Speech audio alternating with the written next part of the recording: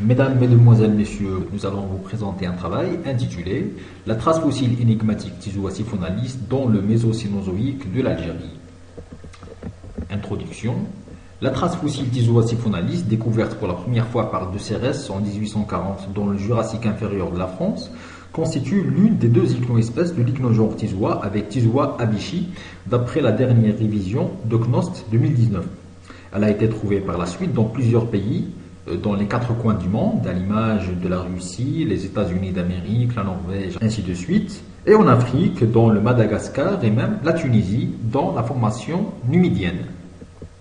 Tizoa-siphonalis, connu depuis l'Ordovicien, est caractérisé par une variation morphologique importante, à cause de laquelle plusieurs dizaines de spécimens ont été attribués auparavant à 8 autres ichnogenres tels Arynicolites, Diplocraterion, Planolites, Rhizocorallium et même Thalassinoides.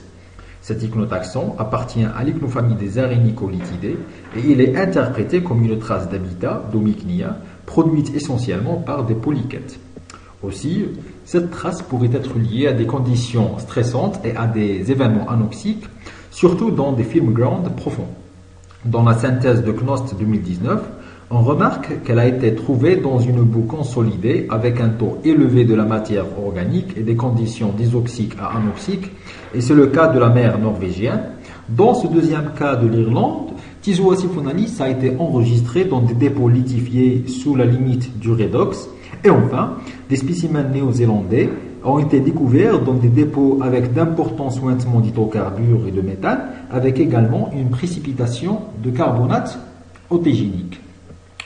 Donc, case studies, 3 spécimens de cette trace fossile ont été découverts pour la première fois en Algérie en 2021. Le premier spécimen provient du Berriasien supérieur de la coupe de Ain el-Hajla dans le massif de Loarsenis dans le tel algéro-oranais. Le deuxième spécimen a été trouvé dans la série mésocrétacée ou albo-sénomanienne de la coupe de Jbel Azzdin, près de la ville de Boussaada, dans les monts Zulad orientaux qui occupent la partie orientale de l'Atlas saharien. Et enfin, un troisième spécimen a été découvert dans les dépôts marins profonds d'âge miocène inférieur dans le bassin de Tiaret, situé dans la bordure sud-téléenne au nord de la ville de Tiaret. Donc, le Crétacé inférieur des monts de Loarsenis. Donc, le premier spécimen découvert dans le Berriasien du massif de Loarsenis a été trouvé en association avec Rhizocorallium et Zoophycos. Il a été trouvé dans un banc de calcaire noirâtre au sein des alternances marno-calcaires de l'Ichnofacies à Zoophycos. Ce spécimen de Tizoa-siphonalis correspond à un terrier vertical allongé en forme de U, préservé en position endycniale. Il mesure 45 mm de long et 11 mm de large, comme il est rempli d'un matériel périteux jaunâtre. Les deux tubes, ou bien siphons, sont bien préservés, alors que la partie basale de cette forme en U n'est pas conservée. Ces deux tubes mesurent entre 2,5 et 5 mm de diamètre. Cet ichnoassemblage, ainsi que le type de faciès, indique un environnement restreint et des conditions disoxiques. Donc le deuxième cas, c'est le cas du Crétacé moyen des monts Zulad Naïl nord-orientaux. Donc, je dirais dans l'Albien supérieur, sénomanien inférieur des monts Zulad Naïl.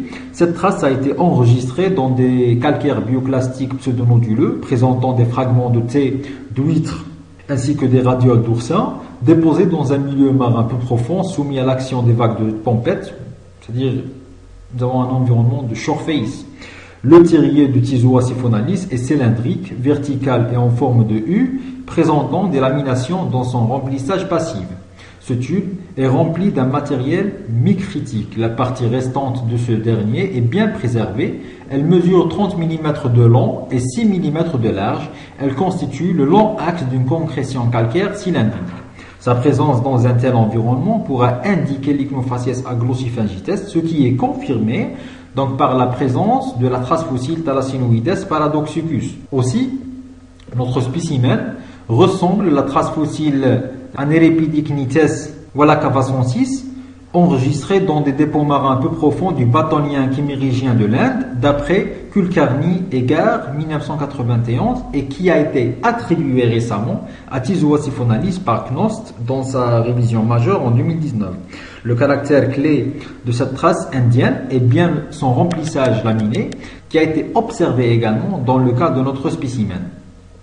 Le troisième et le dernier cas est celui du Miocène inférieur du bassin de Thierrette. Donc, ce troisième spécimen a été découvert dans le Miocène inférieur du bassin de Thierrette en association avec Ophiomorpha annulata.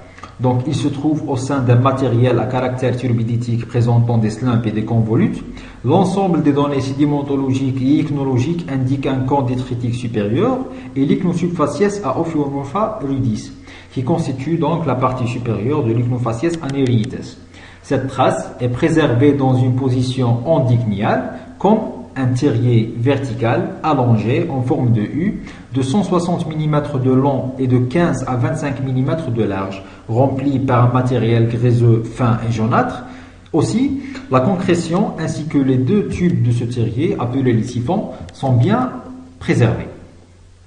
Donc, conclusion, Tizua siphonalis consiste en un terrier vertical allongé en forme de U avec ou sans concrétion. Donc en Algérie, il a été enregistré au Crétacé et au Miocène dans des dépôts marins marginaux-littoraux à profond dans divers ichnofaciès comme Glossopharyngites, Zoophicos et Nereites. Dans le cas du dernier ichnofaciès, on a rencontré cette trace dans l'ichnosubfaciès à Ophiomorpha rudis. Cette trace pourrait être remplie par un matériel micritique gréseux ou périteux. Aussi, des études antérieures ont prouvé que cette trace pourrait indiquer des événements anopsiques et même des roches-mères des hydrocarbures. Effectivement, notre premier spécimen, datant du Berriasien supérieur, a été lié à une dysoxie due à la faible présence de l'oxygène dans les eaux de fond. Et merci beaucoup pour votre attention.